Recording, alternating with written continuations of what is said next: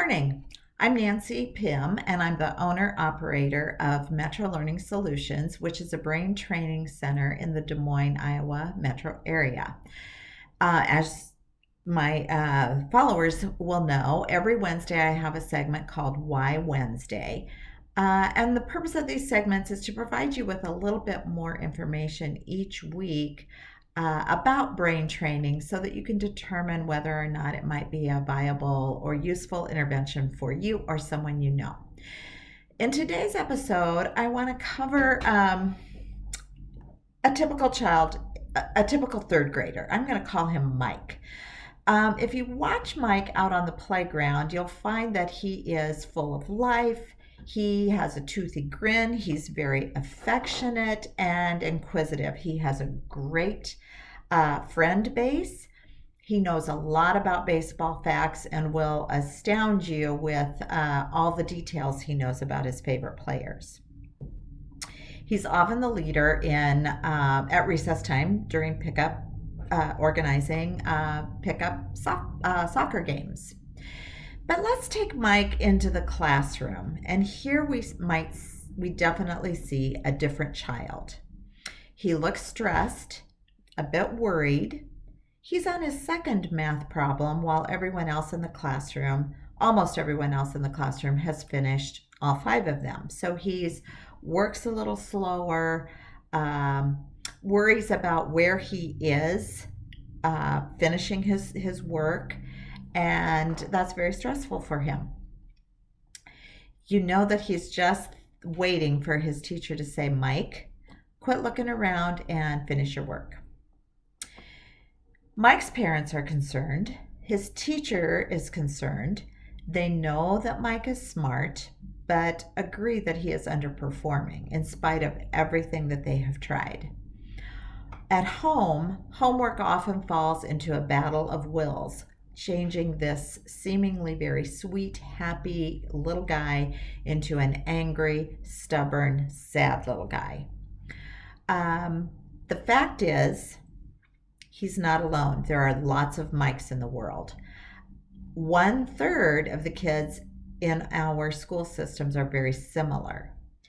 They are not unintelligent. They all started school eager and willing to work and learn. So what's happening? There is an answer, although it is not considered mainstream. Typical mainstream solutions encompass tutoring and special ed, and studies have shown that this is wrong in over 80% of the cases.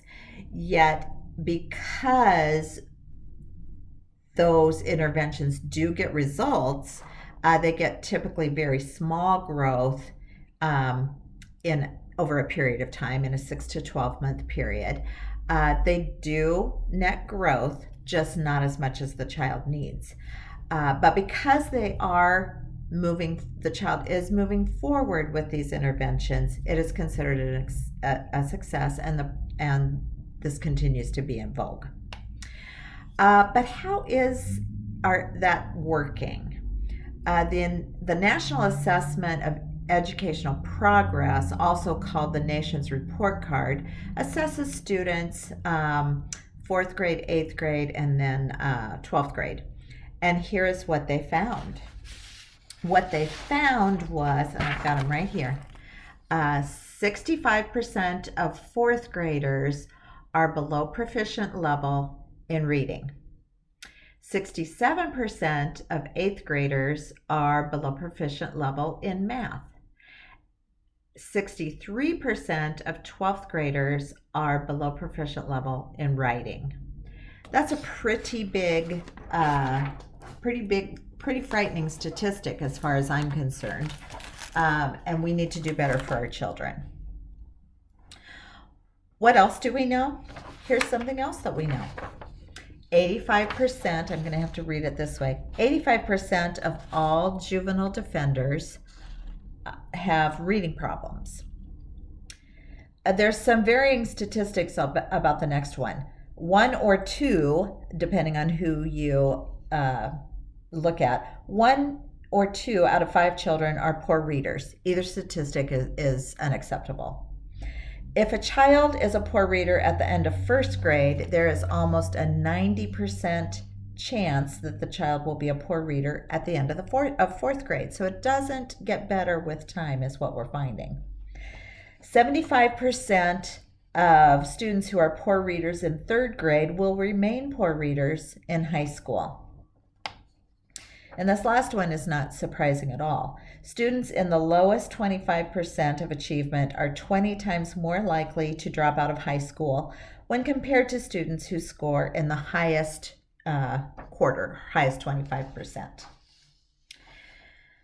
And lastly, we know from studies done by sources other than my parent company, and this is information compiled over the last 15 years from many different papers and research studies.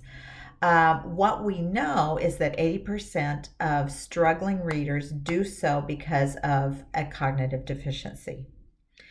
In my mind, that means that very few children need to struggle because cognitive skills can be evaluated, targeted, and strengthened. It absolutely can't be done in our current classroom setting. It is a one-on-one, very intense, child-specific intervention that simply can't be administered in a classroom setting. That is why I left teaching and became involved as a satellite academic enhancement facility to help kids even the playing field and get better results in the classroom.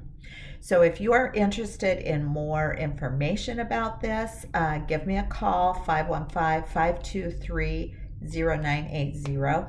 Phone call's always free. I will answer to the best of my ability any questions you might have.